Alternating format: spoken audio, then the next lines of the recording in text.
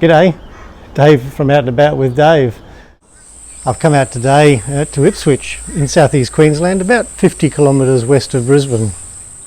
Today we're going to focus on visiting the Visitor Centre, and I want to do that because I believe firmly that the Visitor Centre are a big central part of visiting a community.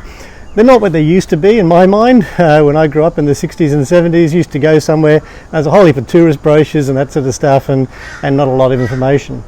But now I think that the tourist information centres around the country have changed completely, and you can actually go along, have a chat, have a coffee, find out what's going on in the town and get some real information from the operators of the place.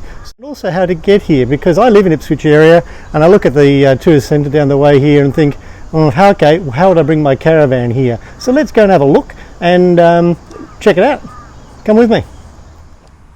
Okay, so I'm now at the Visitor Information Centre and I've just answered my first question. As you come off Chermside Road, at the traffic lights there, and you come up the hill, you come into Alexander Munro Drive, and that brings you down here.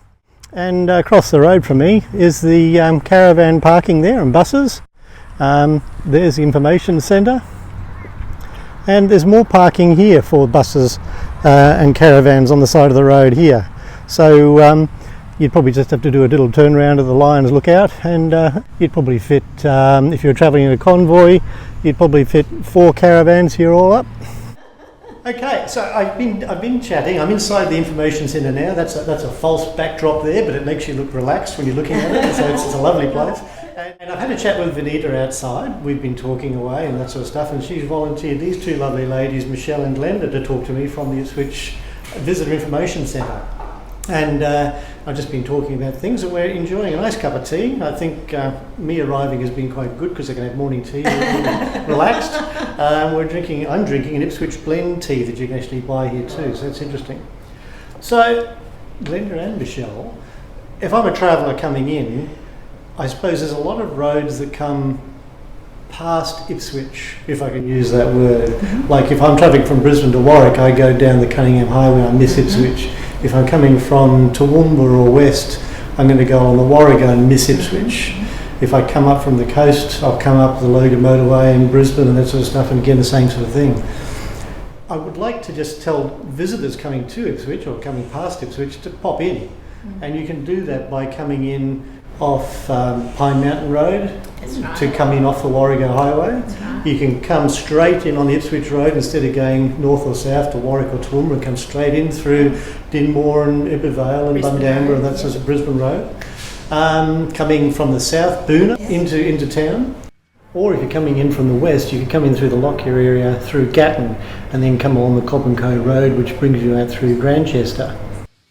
If you're coming from Brisbane, you can come around Mount Crosby, or you can come in through Kenmore and catch the ferry across, a nice relaxing ferry ride at Riverview. But just check it's open because they do close for maintenance and that sort of stuff. Yeah. Or if it's flooding, and Ipswich is known for its floods. Well, whilst I'm in the Information Centre, what can you guys offer me and tell me, besides a lovely cup of tea and some nice company? Well, obviously we have a small cafe range, so we have tea, coffee, banana bread, muffins, that sort of thing. We don't take away from any of the other businesses in town, so we might send you downtown to go and have something a little bit more extravagant if that's what you feel. So we're in the middle of Queen's Park here, which I noticed was Queensland's first dedicated park. Yeah. And there's a cafe and eating area just up the way here too. Just over the hill. Obviously, you can leave your vans here, during the day. We do send people for walking. They walk downtown and then come back up. There's bus stops here on both sides of the road. Yeah, that's right. There's a bus stop right outside the place, isn't there? And there's one directly across the road. So visitors can have a shower here as well. We have nice hot water facilities here as well. So again, coming into the place, I'm a visitor. I've just come up from Adelaide, or I've come from Sydney or Cairns or something. I'm a backpacker.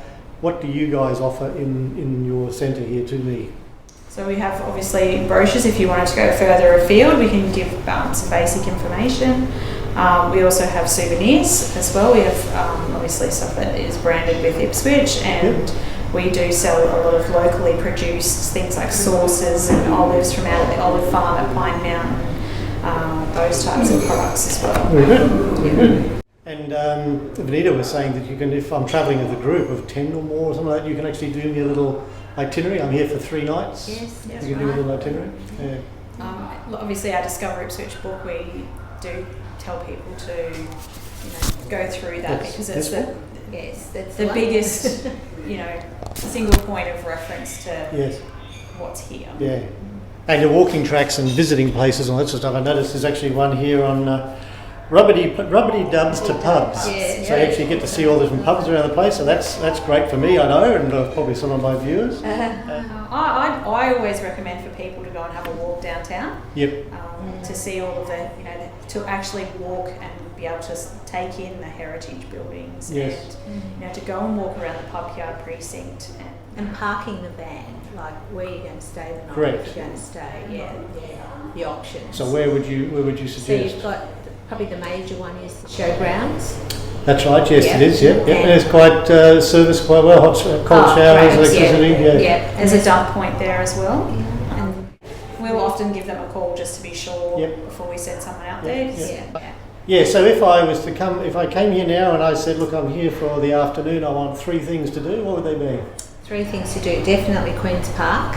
There's a lot of kids Centre. swings, so if you had your kids you had kids, cramped up in the car for the There's last 5 hours. Yeah, there's a great park there Yeah. for the kids, Nirima, the gardens are beautiful. Yep, that's a Japanese Yes, gardens. it is, yeah. So You said a that's all- nature, sorry. Yeah, the nature centre, And so that's got, what animals has got in it? all native. All native? So, Kangaroos? Yeah, Bilbies, dingoes, dingoes. wombats, snakes, birds.